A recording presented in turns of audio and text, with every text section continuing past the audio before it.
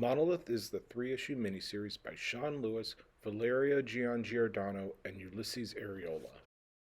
The series makes sense in the classic toyetic franchising logic espoused by McFarlane.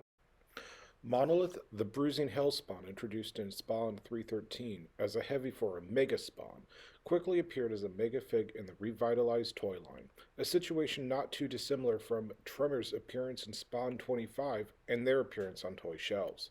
The Monolith's debut on toy shelves was at least followed by appearances in The Scorched, also written by Lewis. These supporting appearances, however, failed to make him stand out as a character. He was yet another stubborn, opinionated, traumatized servant of hell to annoy and bicker with Jessica Priest. If you wanted me to tell you Monolith's motivation, it would be a struggle. I could point to their supporting role protecting the planet in The Scorched, their servile relationship to Omega and the Omega Island arc. Under the rule of cool logic that animates Spawn, that may have been enough, but it never goes beyond the heavy, archetypical role that he plays. None of this, however, tells me anything about the heart of Monolith. That is until the page when Lewis and Giangiodano show me something I had never considered before, that Monolith was once a human child. A deeply buried memory is suddenly excavated from Monolith's psyche, and he is transported to the green meadows of Earth.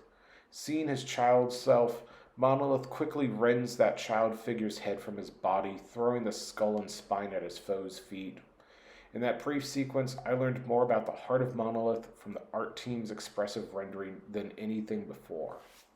This being a Spawn book, the art is also a good reason to check it out, with Valareio Giangiodano channeling a more graphic iteration of their work in Savage Avengers. Ulysses Areola proves to be a complementary force, though let down by the overabundance of gray mandated by the space prison setting.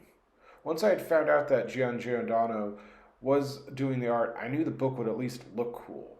Monolith smashing fellow inmates into pieces, that oh-so-Spawn narration promising plans within plans to justify the spectacular violence, are some of the best pages in this issue.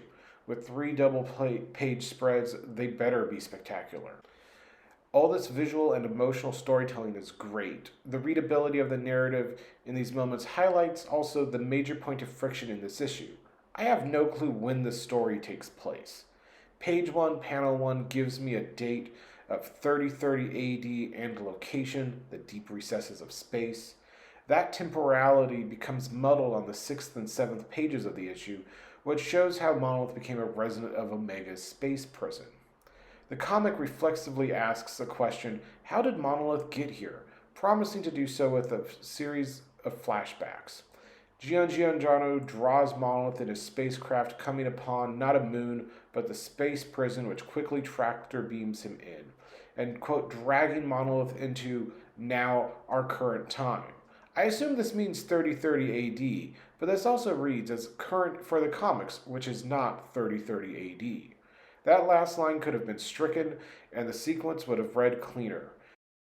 As a whole, I think the creative team do a good job in this issue, condensing Monolith down for new readers, or to be frank, giving him dimensional characterization for the first time ever.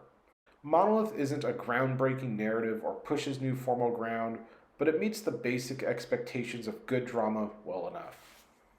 Monolith number 2 is scheduled to come out June 12th, 2024. Stay tuned for some thoughts on Rat City.